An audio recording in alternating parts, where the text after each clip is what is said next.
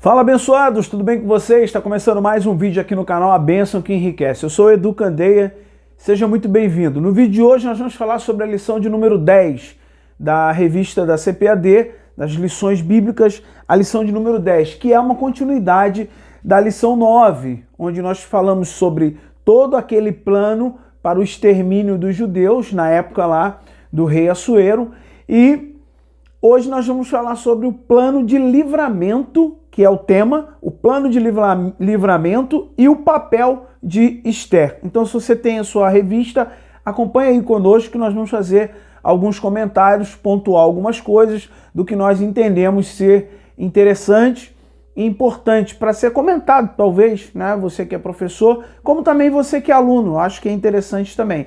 Lembrando que eu gosto sempre de dizer aqui que nesse canal nós compartilhamos o nosso entendimento em relação a determinados assuntos, e sobre a lição da escola bíblica não é diferente.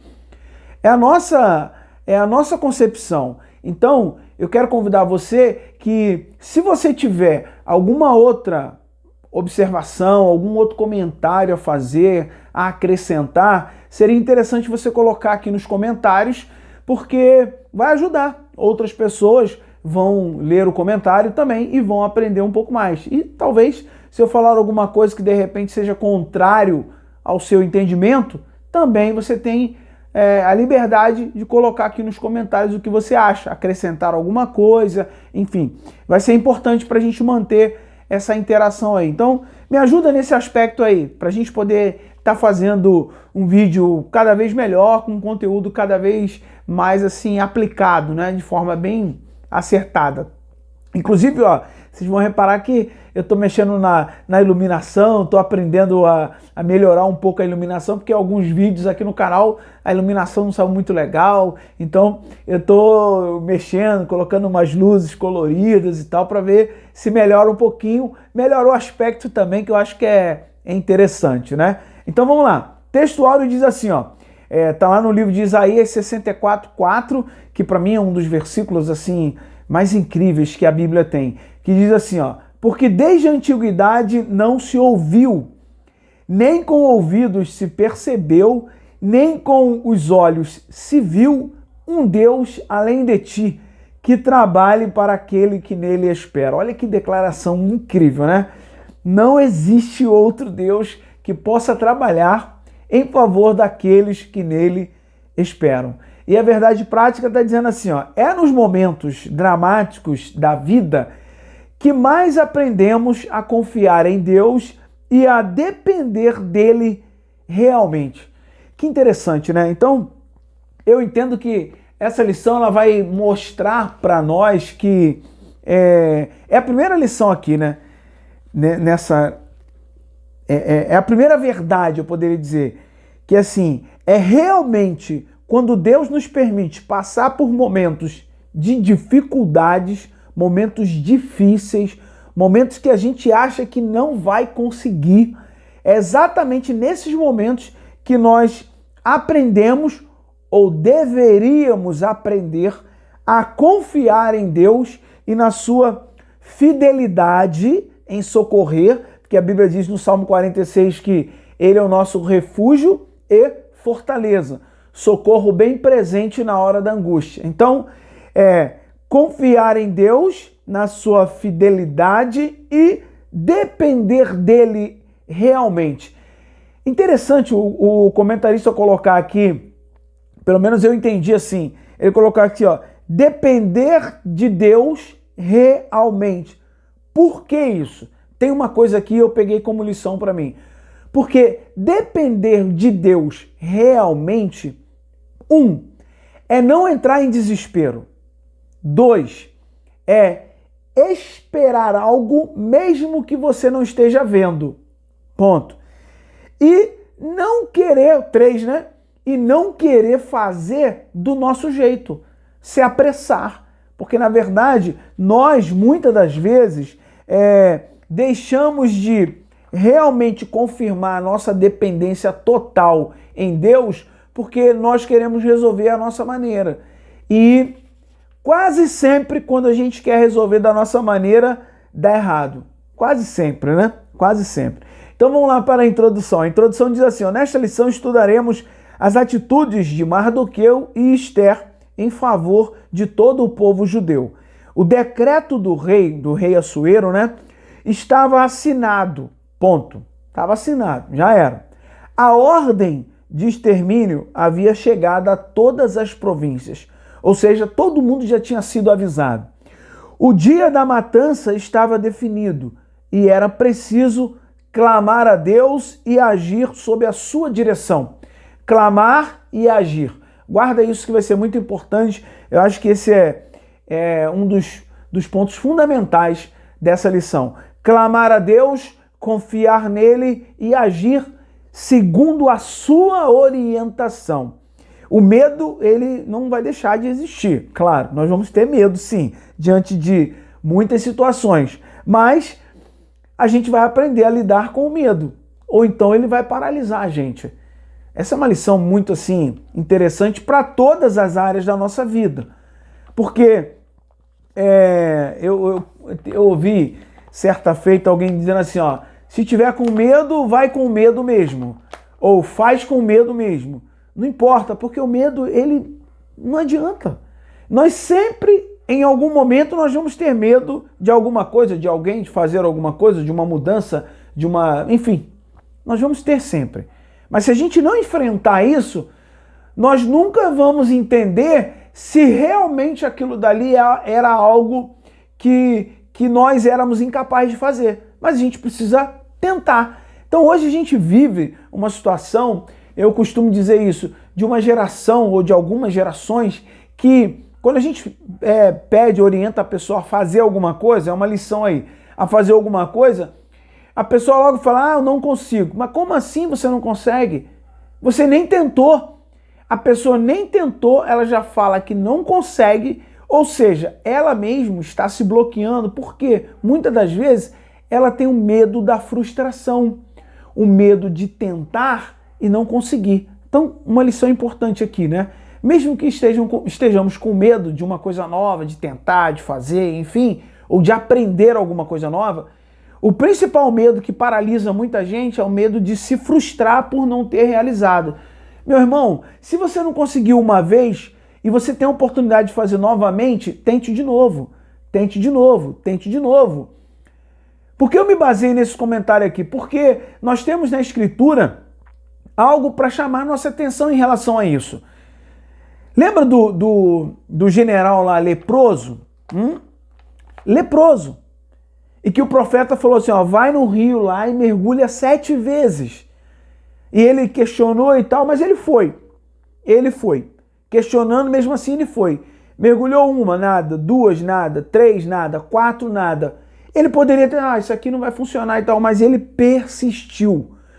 Para vencermos o medo, a gente precisa persistir. O medo de realizar alguma coisa nova. Então, só uma lição breve aqui para nós. Diz assim, ó, o tópico 1, o perigoso plano e o temor de Ester.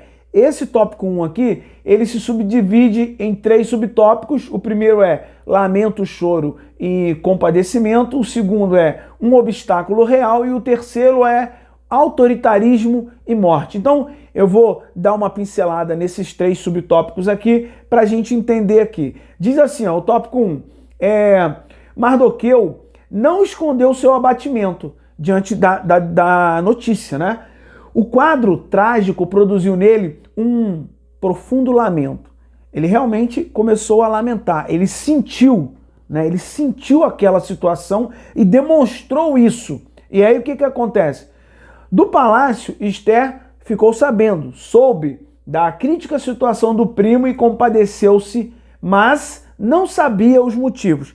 Ela ficou sabendo do que Mardoqueu estava passando, da lamentação, de como ele estava vivendo, a postura que ele estava tendo, ele estava preocupado, preocupadíssimo afinal, e ela ficou sabendo disso e ela procurou saber, ela ficou, né, se compadeceu, teve compaixão, puxa vida, o que está acontecendo, por que meu primo está assim, enfim.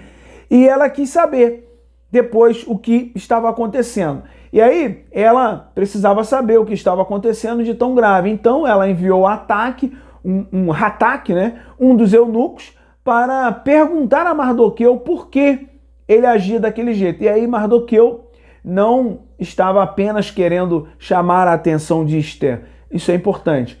Seus sentimentos eram sinceros, assim como de todos os judeus das províncias diante da ordem de matança emitida pelo rei. Então, nesse ponto aqui é onde a gente vai falar, olha, lamento, choro e compadecimento. Esther soube como ele estava. Mardoqueu, diante de uma notícia que obviamente era uma notícia trágica, ele lamentou, ele se portou numa situação em que era visível que tinha alguma coisa que estava acontecendo, que mudou o comportamento dele, e ele não fez aquilo para chamar atenção, como alguns muitas das vezes fazem. Como muitos de nós, muitas das vezes, estamos passando por uma situação, uma tribulação, uma perseguição que seja, e muitas das vezes nós nos portamos de uma maneira que parece que o mundo está acabando. Mas muitas das vezes isso não tem sinceridade. A pessoa faz aquilo só para chamar atenção para si. E o comentarista disse aqui que ele não estava querendo chamar atenção para si em relação a Esther, a rainha. Ele sabia do perigo iminente da matança e que não só ele, mas como todos os outros judeus seriam exterminados. Então era uma coisa que ele não se preocupou só com ele. A preocupação dele era com todos. E ele realmente sentiu. E ela, procurou saber o que estava acontecendo. E aí o que diz aqui, ó? Quando ela enviou lá o eunuco, Mardoqueu então enviou para ela o que estava acontecendo.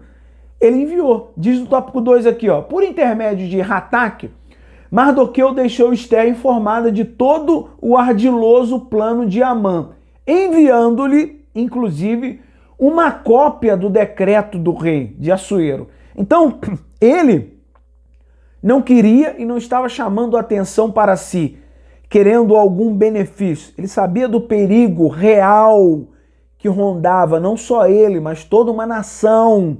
Ei, vamos se despertar. O Brasil, nós estamos vivendo momentos difíceis. Tem gente que está sendo aí, né, a gente não pode nem comentar muito aqui, mas tem gente que está sendo presa de forma ilegal. E tem muita gente que não está se preocupando com absolutamente nada disso. É de se chamar a atenção e a gente precisa entender, pelo menos orar por essas pessoas. Então eu convoco você, que é um cristão, que se compadeça das pessoas que estão sendo no Brasil. Muitas das vezes você não chegou a essa informação, não chegou essa informação até você. Mas é importante que você comece a se inteirar sobre essas situações. Porque senão, na verdade, muitas das vezes nós vamos estar sendo omissos em relação ao que está acontecendo no Brasil, tá? E aí a gente, às vezes, começa a criticar quem está se propondo lá na linha de frente. Isso é muito ruim, meus irmãos. A gente precisa se despertar. Então, o que aconteceu aqui, ó? Ele mandou lá o decreto, mandou para Esther, dá uma lida aí, leva para ela dar uma lida. Ela leu tudo aquilo, se inteirou de tudo que estava acontecendo. Ele não falou só, ele provou para ela. Eu estou assim por causa disso, leve lá para mostrar para ela. Então o eunuco, Hataque, levou e ela viu. E aí diz assim, acredita-se que essa rigorosa norma, existia porque os reis temiam ser vítimas de conspirações, como ocorreu com muitos deles. O que acontece aqui? Os reis, eles tinham essa norma de que ninguém poderia comparecer à presença deles se não fossem chamados. Deveriam ser chamados para então comparecerem. E aí Esther colocou isso como o comentarista colocou aqui, obstáculo real. Por quê? Porque já havia 30 dias que ela não tinha sido chamada até a presença do rei. E claro, de imediato ela ficou impactada com aquilo, soube de uma notícia que haveria toda essa matança, já estava decretado, e Mardoqueu então a orientou a interceder de alguma maneira, ir até a presença do rei, e ela se lembrou, nossa, durante esses últimos 30 dias o rei não me chamou à presença dele.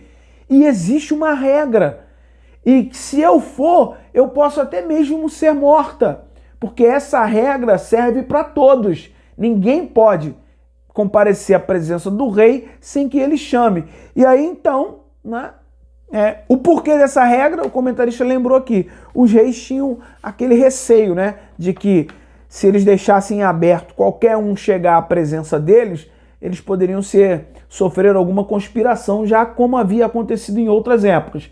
E aí diz aqui o ponto 3, para a gente fechar o subtópico 1. Autoritarismo e morte. O que Assuero temia lhe sobreveio. Ou seja, o que ele temia? Ser assassinado através de uma conspiração. Mas aconteceu. Ele foi assassinado por um dos oficiais do palácio em 465 a.C., 8 anos depois dos episódios narrados no livro de Esther. 2 de seus guardas, aliás, já haviam tramado sua morte anos antes. E aí, o que a gente entende? O comentarista chamou a atenção aqui, ó. Decisões autoritárias produzem muitos inimigos. É muito comum ditadores terem mortes trágicas, por vezes nas mãos de seus ex-súditos, como aconteceu, aí ele dá um exemplo aqui, na história recente com o ditador líbio Muammar Gaddafi. Então, é importante aqui que ele chama a atenção para a postura de alguém que é ditatorial, a postura de um líder que ele quer que todos o obedeçam, independente de quem vai ser prejudicado. Essa postura, ela pode acarretar em determinados momentos, e a história prova isso, pode acarretar revoltas, pode acarretar que os próprios súditos, aqueles que estão ali bem próximos e que muitas das vezes, né, eram leais, aqueles próprios ali podem se virar contra o rei ou o determinado líder lá que está ditando as regras de maneira autoritária. E a história conta que muitos desses que tiveram esse papel, né, esse perfil, melhor dizendo, né, de mandar e a pessoa ter que obedecer e ele mandar até mesmo achando que ele está acima da lei e ele criando leis segundo o seu próprio coração, ele pode sofrer de uma maneira trágica. E aí, eu vou chamar a tua atenção para o seguinte, a Bíblia, ela também tem lições para juízes, pessoas que são doutores da lei, no caso, que na verdade eles acabam agindo de maneira contrária. Ai daquele que considera o bem mal e considera o mal bem. Isso pode se assemelhar aí a quem está na liderança, um camarada que toma as decisões. E muitas das vezes ele quer beneficiar um, né? Mesmo contrariando o que a lei diz. A Bíblia diz que ai daqueles que condenam os justos e absolvem os culpados. Por que isso? Eu estou dizendo isso? Porque é uma realidade que nós estamos vivendo hoje no Brasil e em outros países aí. Se você começar a se inteirar um pouquinho mais, você vai entender. E aí, mas a Bíblia tem sanções, tá? Da parte de Deus para isso, e é nisso que nós cremos. A Bíblia diz que Deus não tem o culpado por inocente. Deus é justo e a justiça divina não falha. Por isso o comentarista coloca aqui, ó, é melhor que nós, como líderes em geral, tenhamos mansidão, porque ela vai nos livrar de muitos infortúnios. Está lá em Provérbios 15. E aí, quando nós formos atacados, Deus vai se manifestar em nossa defesa. Está aqui Números 12, Êxodo 23 e do Salmo 5, versículo 11.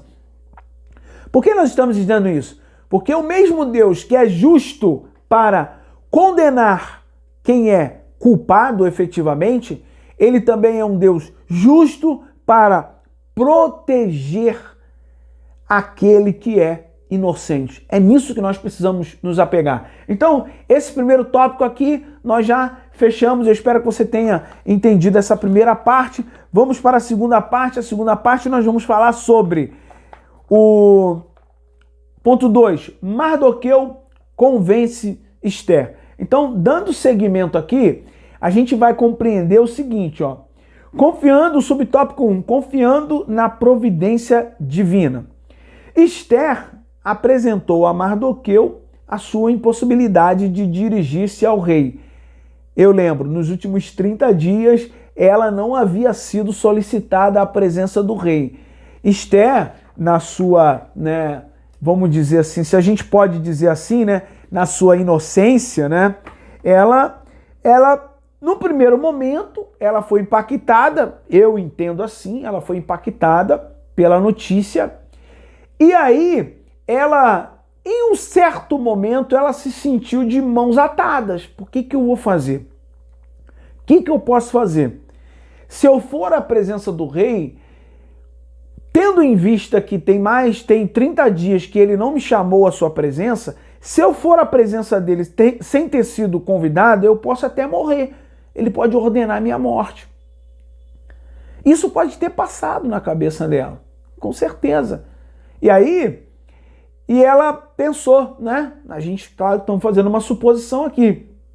Ela pode ter pensado, mas e se eu for e morrer, de qualquer maneira o decreto vai ser vinculado, vai ser cumprido.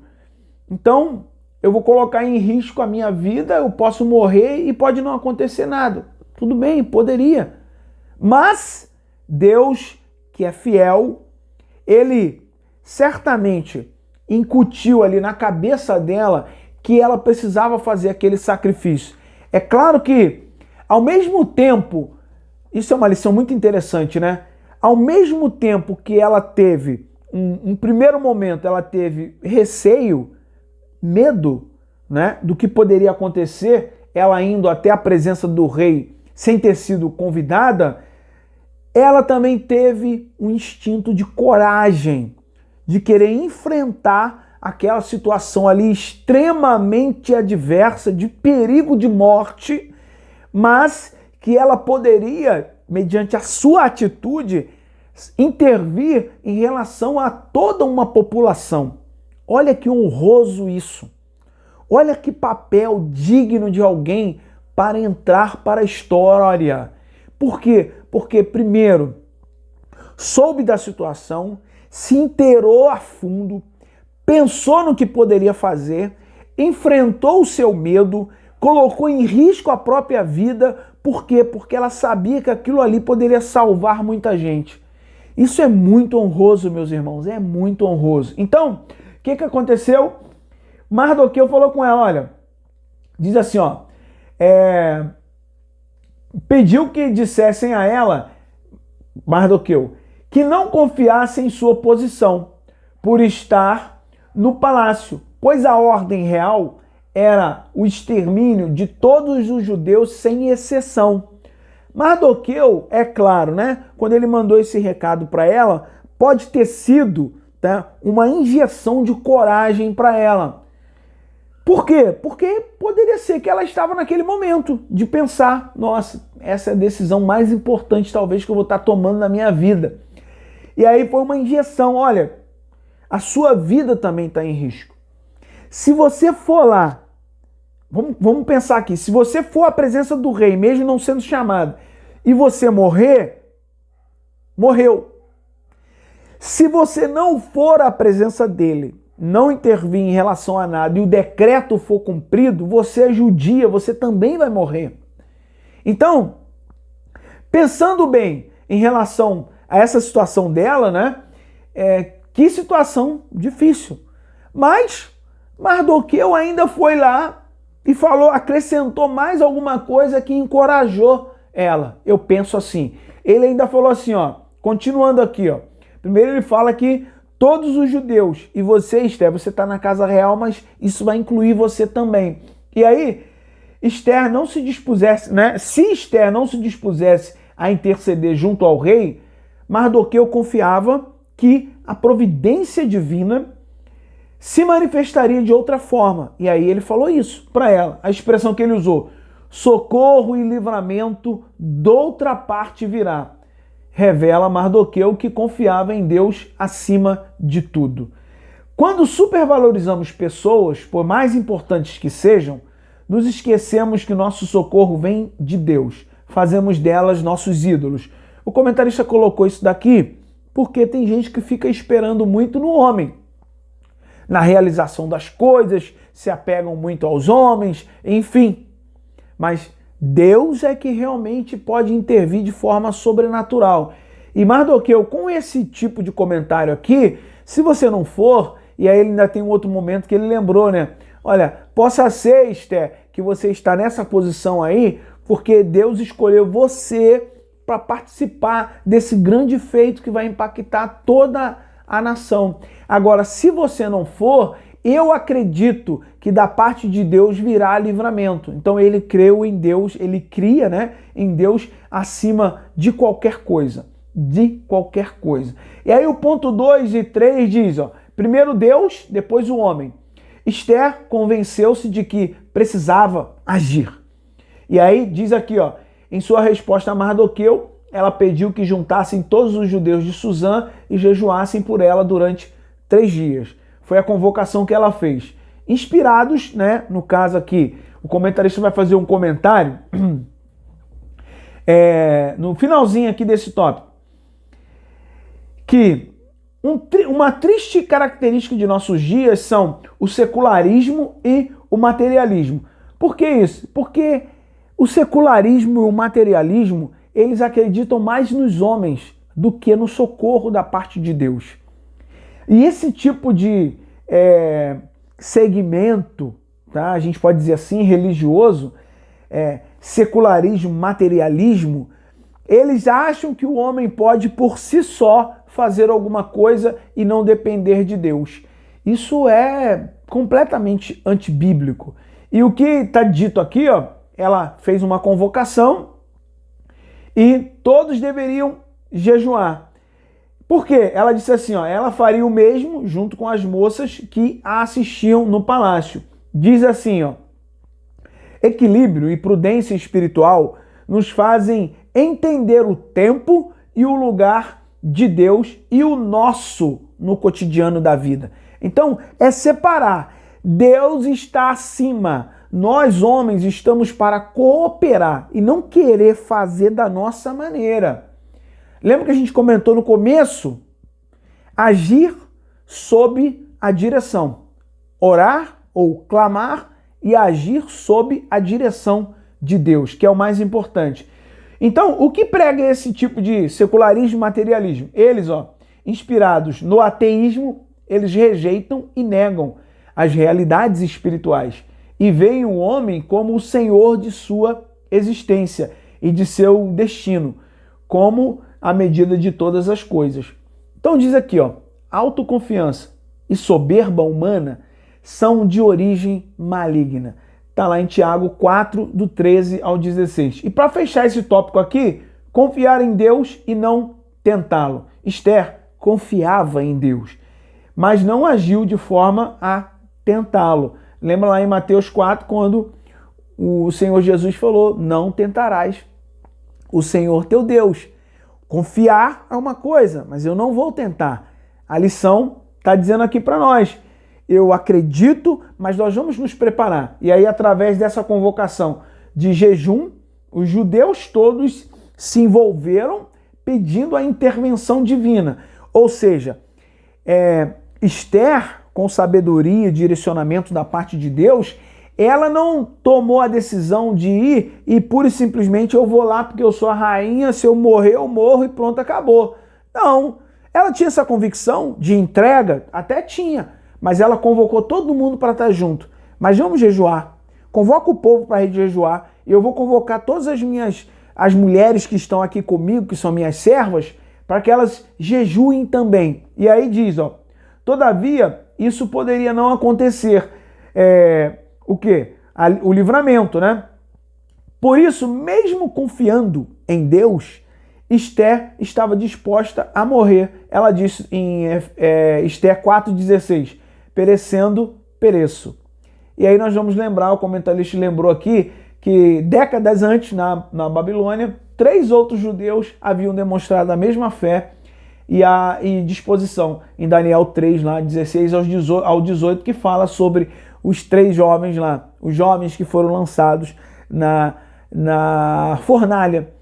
E eu me lembro que tem um trecho dessa passagem que eles falam assim: ó rei, fica sabendo que mesmo que a gente morra, nós não vamos adorar a tua estátua. Então, a convicção, a confiança, a expectativa e fé, né, em que Deus vai dar uma solução, isso precisa estar na nossa cabeça de cristão sempre, em todo momento, em todas as áreas, porque Deus é que realmente pode intervir quando as nossas forças ou a nossa condição já não dá mais para resolver tal problema. Então, é interessante que eu ouvi o pastor Lucinho uma vez falando isso, que a pessoa está numa situação complicada e tal, aí tentou isso, tentou aquilo outro, e não deu certo e aquilo. Aí depois ela fala: agora só nos resta orar. Aí ele fala: nossa, orar precisa ser a primeira coisa. É inverter essa situação aí.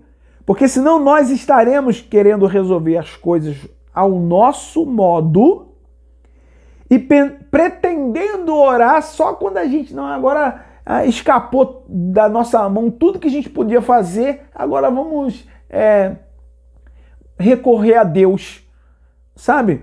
Então a gente precisa inverter isso, orar desde já por tal situação e eu continuar orando e fazendo a nossa parte. Viu o que Esther falou? Eu vou, mas vamos convocar todo mundo, vamos fazer uma preparação, vamos confiar na intervenção, mas não vamos ficar de braços cruzados, não. Vamos todo mundo jejuar, sacrificar a nossa alma em relação a esse fato aí. Eu vou lá intervir, eu vou fazer a minha parte e todos vocês farão a de vocês. Isso é muito importante. Unidade de objetivo, um só foco. Aí sim, a operação de Deus está muito breve de acontecer. O que nós estamos vendo hoje, atualmente, no nosso país? Muito isso, ó. Todo mundo se divide. Por quê? Porque cada um está preocupado com o seu bel prazer e estão preocupados cada um em cuidar da sua vida. Beleza, você tem que cuidar da sua vida, eu tenho que cuidar da minha. Mas quando é algo que vai impactar toda uma nação ou toda uma ou duas gerações, aí o negócio muda de figura. Aí nós precisamos deixar determinadas desavenças ou discordâncias, deixar de lado e se unir num foco só. No meu ponto de vista, foi o que aconteceu aqui, tá? Os judeus todos estavam em risco, então foi isso que aconteceu. Vamos lá, o ponto 3 agora. Ponto 3 diz o seguinte: o plano, o que era o plano? Esther entra à presença do rei e propõe um banquete. Então esse tópico aqui, ele subdivide-se em 3 subtópicos, que é prudência, preparação e ação, e o ponto 2, estendendo o cetro e em sintonia com Deus. Então nós vamos fazer um apanhado aqui rápido sobre esses tópicos aqui, que todos eles você pode observar que eles vão se ligando, né? Um ao outro, eles vão se ligando. O quanto é importante isso. Diz assim, ó, prudência, preparação e ação. Ao decidir entrar à presença de Assuero, Esther estava sujeita a qualquer reação dele, quando a visse, vida ou morte. Ela estava ciente desse risco. Era um grande desafio, como a gente já falou. Por isso, Esther se preparou espiritualmente, emocionalmente e fisicamente. Depois de 3 dias de jejum, pôs a sua veste real e foi ao pátio interior da casa do rei, diante do salão onde ficava o trono. A sua conduta nos ensina como devemos ser precavidos para tomar atitudes importantes, tá aí, que podem impactar o nosso futuro. Provérbios 19, versículo 2. Então, toda uma preparação, a gente falou aqui, e olha, vê o que o comentarista despertou aqui, uma preparação espiritual, emocional e física. Tudo isso faz parte ao tomar uma decisão importante e também uma convocação de ajuda, uma conclamação de ajuda, muitas das vezes em relação quando você vai tomar alguma decisão, alguém sábio, né? Ele procura sábios conselhos, ele procura se orientar com outros conselheiros, porque isso impacta também, é importante em relação às decisões, às atitudes importantes da nossa vida. Diz aqui, ó, mulheres sábias, como Esther e Abigail, conseguem resolver grandes problemas e evitar muitas tragédias. 1 Samuel 25 fala sobre a história lá de Abigail. Por outro lado, o contrário aqui, imprudências e precipitações podem levar a prejuízos irreparáveis. Provérbios 14:1 é aquele que se apressa em relação à tomada de decisão.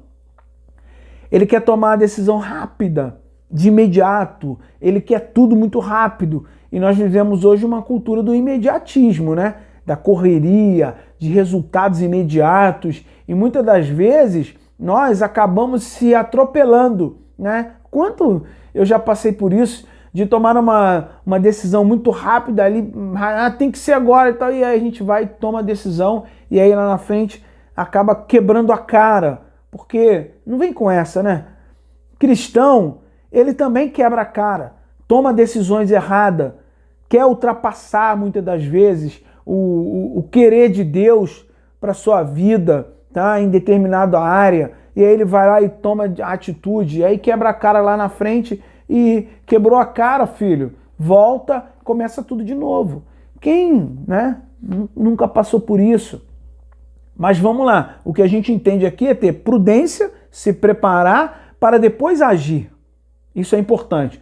O subtópico 2, estendendo o cetro. Assentado em seu trono, Assuero viu Esther e estendeu para ela o cetro, ou seja, autorizou, né? Deve ter sido um grande alívio para a corajosa judia. Lembra que eu falei sobre coragem lá no início? Ela se aproximou e tocou a ponta do cetro, cumprindo o protocolo legal. Como era incomum alguém se apresentar diante do rei sem ter sido chamado, o próprio rei, o Assuero, logo perguntou o que estava acontecendo. Que é o que tens? Ele perguntou, rainha Esther. Ou qual é a tua petição? Está acontecendo alguma coisa? Qual é o problema? Você quer alguma coisa? Até metade do reino eu te darei. Então, era incomum alguém entrar à presença do rei sem ter sido chamado. E até mesmo incomum para a própria rainha. O rei deveria chamar, porque havia lá uma ordem que se ele não chamasse, a pessoa entrasse e ele não estendesse o cetro, aquela pessoa seria morta. Era a sentença já apregoada.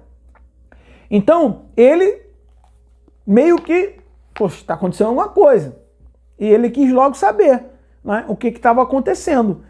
E diz assim, ó, a disposição do rei, a disposição de vontade do rei foi manifestada com o uso de uma frase que era comum nessas ocasiões. Ele perguntou, né, o que está acontecendo? Me faça a sua petição, até metade do reino eu te darei. A gente já ouviu isso em outra época, né? Lá em Marcos 6, 21, lá quando Herodes, lá a menina que dançou, né? A filha lá da Herodias dançou e ela teve essa frase, pede que você quiser que eu te darei até metade do reino, e ela foi lá e pediu a cabeça de João Batista. Mas enfim, era comum, né? Esse tipo de coisa. Mas ele se assustou, e aí Esther, ela entra, né? Se aproxima, e aí é o tópico 3, em sintonia com Deus. Diz assim, ó, as circunstâncias narradas no livro de Esther nos permitem dizer que ela, em seu coração, estava em plena sintonia com Deus. Isso é incrível. Quando nós percebemos que estamos em plena sintonia com Deus, a nossa confiança é diferente, o nosso equilíbrio é diferente, a paz interior, aquela que excede todo entendimento, ela repercute na nossa vida e em todo mundo que está ao nosso redor. Tudo isso, quando a gente está em plena sintonia. E como que faz para alcançar essa plena sintonia? Aí a gente volta aqui. Prudência, preparação e ação. Oração, jejum, palavra, oração, jejum, palavra, vigilância, tudo isso começa a colocar a cada um de nós em sintonia com as coisas de Deus. Diz assim, ó, mesmo o rei se prontificando imediatamente a atendê-la, Esther agiu com cautela. Apenas o convidou para um banquete junto com Amã. Na ocasião, o rei renovou a sua disposição em atender a qualquer pedido de Esther. Era a segunda oportunidade, mas ainda não era o momento adequado. Esther convida Assuero e Amã para outro banquete no dia seguinte, quando ela faria o seu pedido. Uma noite decisiva mudaria o curso da história. Os desígnios de Deus são perfeitos e a providência divina estava guiando Esther em todos os detalhes. Então veja que ela, seguindo na sintonia da providência de Deus, ela não foi logo se precipitando em relação ao que faria. Ela convidou para um banquete e depois para um outro, onde ela realmente anunciou o que estava acontecendo. A sintonia com Deus faz com que cada um de nós tenhamos a percepção e equilíbrio de falar na hora que tem que falar e calar a boca na hora que tem que calar a boca. É duro, mas tem que ser, né? É isso. A conclusão diz assim, ó: confiar em Deus e depender dele nos faz viver experiências extraordinárias. O agir divino manifesta-se em todas as áreas de nossa vida. O Deus Todo-Poderoso jamais perde o controle. A ele a glória. Então, é importante a gente entender. Na próxima lição, a gente vai falar um pouquinho mais sobre o que aconteceu com Amã e com Mardoqueu, né? O desfecho propriamente dito disso aqui e as lições que nós aprendemos de tudo aquilo. Agora, tem um comentário aqui na revista dos professores que é o Auxílio da Vida Cristã. E eu vou ler para você. Diz assim, ó, a decisão de Esther, para a gente fechar. Salve a sua pele e seja sempre o primeiro. São os lemas mundiais que refletem a nossa egoísta perspectiva de vida. Isso aqui parece um poema, mas não é. É um puxão de orelha. A atitude de Esther contrasta muito com essa visão. Ela sabia o que precisava fazer e que isso poderia custar sua própria vida. Contudo, ela disse, e perecendo, pereço. Devemos ter o mesmo compromisso de fazer o que é certo a despeito das possíveis consequências. Manter o caráter firmado de princípios e valores e defender isso, ainda que custe o que custar, até mesmo a nossa vida. É duro isso? É. Será que nós estamos preparados para um momento desse? Diz assim, ó. Você procura salvar a si mesmo permanecendo em silêncio em vez de defender o que é certo? Olha que pergunta. Deus estava no controle, mas mesmo assim Mardoqueu e Esther tiveram que agir. Deus escolhe trabalhar através daqueles que agem de forma determinada em seu favor. Devemos orar como se todas as coisas dependessem de Deus e agirmos como se tudo dependesse de nós. Então, olha que interessante isso, né? Orar de forma determinada realmente como se tudo dependesse de Deus e agir como se tudo dependesse de nós. E não ficar com esse lema, salve a sua pele ou seja sempre o primeiro, preocupe-se mais com você mesmo e os outros que, né, se lasquem para lá. É duro ouvir isso, porque nós vemos que muitos cristãos, eles estão completamente alheios, eles não querem nem saber do que está acontecendo com determinadas coisas no Brasil. Eles estão alheios, mas uma coisa eu tenho certeza, que Deus há de, em algum momento, ou despertar essa gente, esse povo, ou cobrar de maneira dura.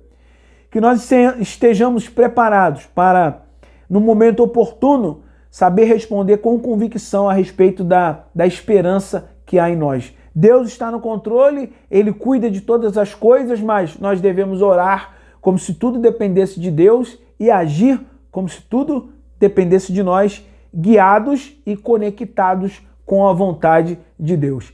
Se você gostou desse vídeo, dessa lição, dos comentários aqui, eu convido você a deixar o seu like, deixa o seu gostei, faz um comentário aqui que é importante para nós e o YouTube mostra esse vídeo para o maior número de pessoas e compartilha também esse vídeo com alguém que você acha que deveria ouvir esse tipo de comentário. E se você ainda não é inscrito aqui no nosso canal, eu convido você a se inscrever no nosso canal. Nós temos uma meta aí, a primeira meta de alcançar 500 inscritos.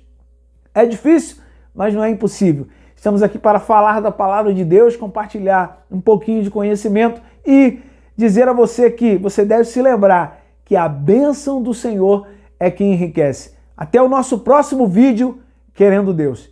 Tchau, tchau.